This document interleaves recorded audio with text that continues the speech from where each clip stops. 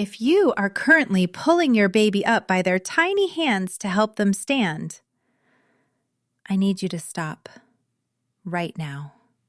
Seriously. Take a deep breath, let go of those little fingers, and listen closely to this episode. Because that cute thing you're doing, it might actually be the very thing holding your child back from walking independently. Did you know that according to recent pediatric physical therapy data, nearly 60% of parents believe that propping a baby into a standing position helps them learn to walk faster? But here is the kicker. The research shows the exact opposite. Babies who are frequently forced into upright positions before their muscles are ready often show a 20% delay in core stability and complex motor planning. If you've been doing this, don't panic. You aren't a bad parent. You're just a parent who has been following an outdated script. Today, we are flipping that script. We're going to dive into why that pull to stand move is a motor development trap. And I'm going to give you the 4 expert-approved activities that will build a baby so strong they'll be cruising around your living room entirely on their own terms. Let's set the scene. You're at a playgroup in a trendy neighborhood in Chicago, or maybe a park in Brooklyn. You see it everywhere. Parents holding their infants by the armpits, walking them across the grass while the baby's legs dangle and bounce like a marionette. We do this because we want them to succeed.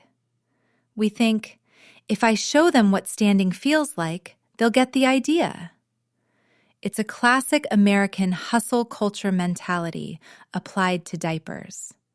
We want the milestone, and we want it yesterday. But here's the problem. When you pull a baby up, you are bypassing their entire internal GPS. You are taking the load off their core and putting it on their joints. Their brain isn't learning how to balance. It's just learning how to hang on to your hands. It's like trying to teach someone to drive by sitting them in the passenger seat and steering for them. They see the road, but they have no idea how the pedals work. Over time, this creates a proprioceptive gap. The baby's brain becomes reliant on external support, and their natural drive to push through the floor, to feel that ground reaction force, completely disappears. Now, let's look at the people who are getting it right. In countries like Japan or parts of Northern Europe, there is a massive emphasis on floor freedom. They don't use walkers, they don't use jumpers, and they certainly don't pull babies to stand. And guess what? Their infants often develop more robust crawling patterns and more stable gaits because they were allowed to struggle through the floor work. They know a secret that we often forget. The floor is the best teacher a baby will ever have. Let's talk about the science for a minute. A landmark study conducted by the University of Michigan's Motor Lab back in 2018 looked at the quality of movement in infants. They found that babies who spent more time in self-initiated positions, meaning positions they got into by themselves, had significantly higher scores in postural sway control. Basically, they were harder to knock over once they did start walking. The propped babies? They were top-heavy. Their brains hadn't mapped out where their center of gravity was because they were always being held up. This is because of 3 specific systems in the body. First, the vestibular system. That's the inner ear, the balance center. When you move a baby's body for them, the inner ear doesn't fire the same way as when the baby moves their own head to look at a toy. Second, the proprioceptive system, the feel of the muscles and joints. If you're pulling their arms, their shoulders are being distracted, literally pulled out of the socket slightly, which sends confusing signals to the brain. And third, the tactile system. A baby's feet need to grip the floor to build the arches of the feet. If they are just dangling, those feet stay flat and floppy. I remember a case study from a clinic in Los Angeles. A mom brought in her 10-month-old Liam. Liam was a stander. His parents had been pulling him up since he was 5 months old because he hated being on his back. But at 10 months, Liam couldn't crawl. He couldn't even sit up from a lying position. He was what we call a vertical baby. He had the leg strength of a toddler, but the core strength of a newborn. He was stuck. Every time they put him on the floor, he would scream because he didn't know how to move horizontally. It took 6 weeks of resetting his brain, taking away the hand-holding and going back to the floor before he finally learned to roll and eventually crawl. Once he crawled, he stood up on his own in 3 days. 3 days! Because he finally had the foundation. So how do we avoid the Liam trap? We use the S.O.L.D framework. This stands for side-lying, oblique reaching, low-level pivoting, and dynamic kneeling. This framework was developed by pediatric specialists to ensure that every link in the motor chain is locked in before the baby goes vertical. Step 1. Side-lying play. This is for the pre-crawlers. Instead of putting your baby on their tummy or back, prop them on their side with a firm pillow behind their back if needed. This forces the obliques, the side ab muscles, to engage. When a baby is on their side, they have to use one arm to stabilize and the other to reach. This is the secret sauce for rolling. If you're in your living room in Seattle or a condo in Miami, get down there with them. Place a high-contrast book or a crinkle toy just out of reach. The old way would be to see them struggling and just hand them the toy. Don't do it. The new way is to let them grunt. That grunt is the sound of their core muscles firing. When they finally roll over to get that toy, their brain releases a hit of dopamine that says, "I did this. I am capable." That confidence is what eventually leads to standing. A common mistake here is using a boppy pillow or a soft couch. The surface needs to be firm, like a play mat, so they have something to push against. Step 2. Oblique reaching. Once your baby is sitting, don't just put toys in front of them.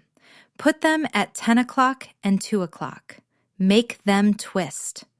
This rotation is what builds the cross-body connections in the brain. If a baby only moves forward and backward, they will be very stiff when they try to stand. They'll fall like a tree trunk. But a baby who knows how to twist can save themselves when they lose balance. Step 3. Low-level pivoting. This is what I call the helicopter move. When your baby is on their tummy, place toys in a circle around them. They should have to spin on their belly to reach them. This builds the shoulder stability required to eventually hold their own weight when they pull up on furniture. I saw a dad in a park in Santa Monica doing this with bubbles. He would blow a bubble to the left, the baby would pivot. Blow a bubble to the right, the baby would pivot. It was genius.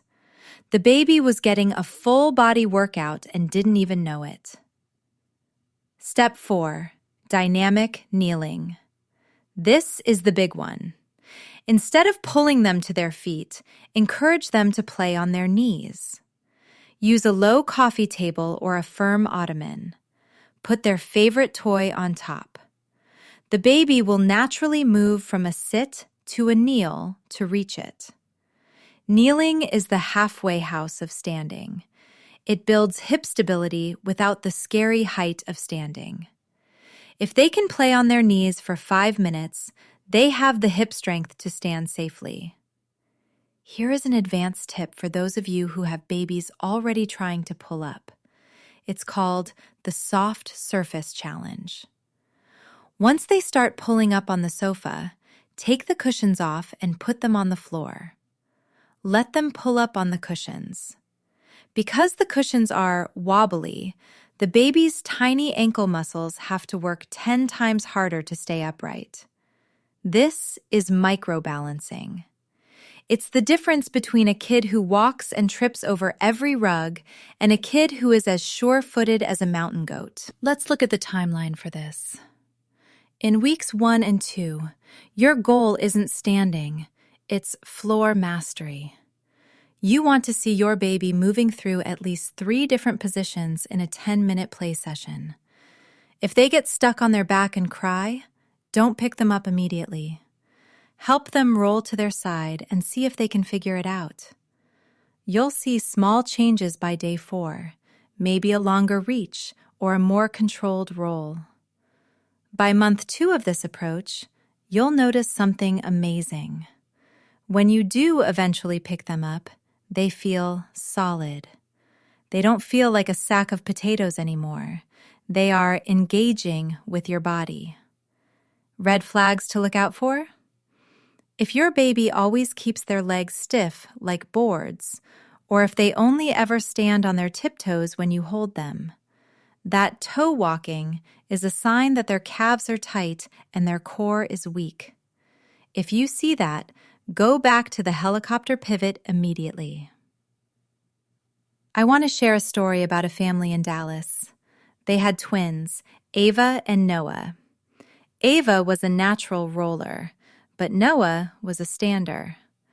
The parents, being busy, often put Noah in an exercisor, one of those standing containers, while they played with Ava.